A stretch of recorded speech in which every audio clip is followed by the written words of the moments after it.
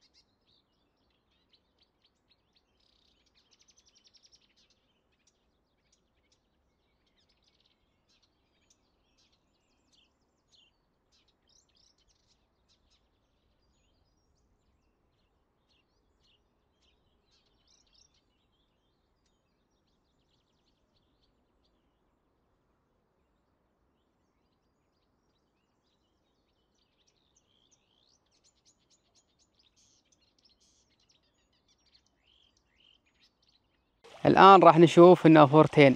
شوفوا ما شاء الله تبارك الرحمن. هنا المدخل للمنتجع، شوفوا واحدة يسار وواحدة يمين. تعالوا نقرب من عندها.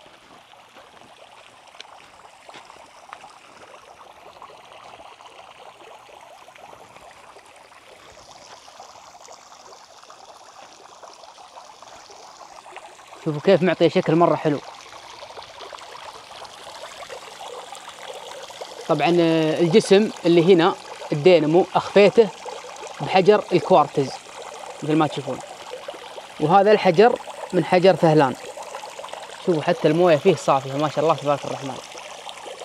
فايش رايكم بالنافورة؟ طبعا النافورة هذه تجي ب3 روس.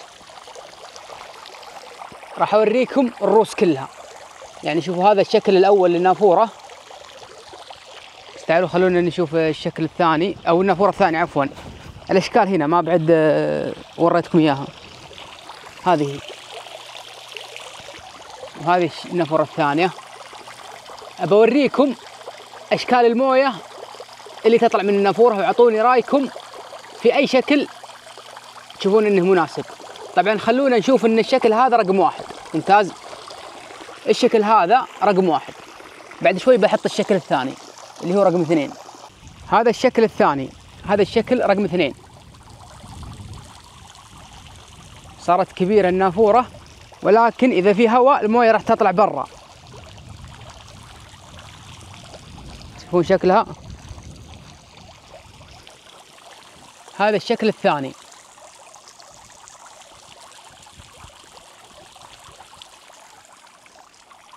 الآن راح نشوف الشكل الثالث. هذا الشكل الثالث طبعا يعطي شكل كروي. فايش رايكم؟ بس إذا جاء هواء يخرب الشكل. شوفوا. فالأفضل رقم 1 ولا رقم 2 ولا رقم 3؟ اكتبوا في الكومنت علشان إذا شفت الشكل اللي عليه يعني مدح كثير راح أثبته. شوف هذا عيبه إذا جاء الهواء يلعب به.